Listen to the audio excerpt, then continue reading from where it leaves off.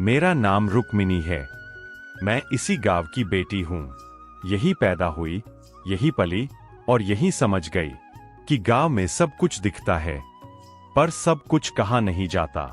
हमारा गांव भौरपुर, चारों तरफ खेत, बीच में एक पुराना तालाब, तालाब के किनारे बरगद का पेड़ और पेड़ के नीचे बहुत सी अधूरी बातें।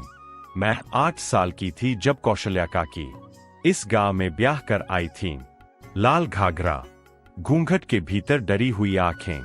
लोग बोले अच्छे घर आई है, पर मैंने देखा उन्होंने मिट्टी को छूकर प्रणाम किया था, जैसे पहले से जानती हों यही उनका सबसे बड़ा सहारा बनेगी। काका सीधे आदमी थे, खेत में मेहनत, घर में चुप्पी। लोग कहते बहुत संस्कारी, पर संस्कार और संवेदना हमेशा साथ नहीं चलते। शुरुआती दिन कौशल्या काकी हंसती थीं, मेरे बाल गूंथती थीं, तालाब के किनारे कहानियां सुनाती थीं। मैं उन्हें पसंद करती थी। फिर समय चल पड़ा, खेती में घाटा हुआ, कर जाया। काका और चुप हो गए। काकी और काम करने लगीं। गांव की औरतें सब देखती है, पर आपस में कहती है सबके घर में होता है, जैसे दर्द भी परंपरा हो। मैंने पहली बार दर्द महसूस किया। एक दिन काकी ने मुझसे पूछा, रुक्मिनी, अगर कोई बहुत थक जाए तो क्या उसे रोने का हक होता है? मैं चुप रह गई। अब वह कम बोलती थी, उनकी हंसी धीरे धीरे आवाज खोने लगी। अब वो तालाब के पास अकेले बैठती थीं, मिट्टी से खेलती थीं। मैंने माँ से कहा।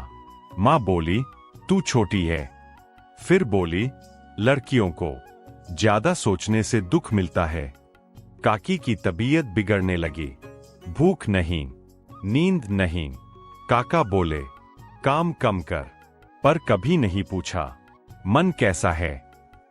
वह सावन बारिश खूब हुई, तालाब भर गया, गांव खुश था, पर काकी और सूनी। एक शाम मैंने देखा, काकी तालाब के किनारे बहुत देर बैठी रहीं।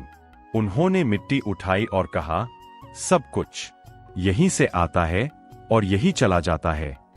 उस रात मैं सोई नहीं। मुझे अजीब सी घबराहट थी।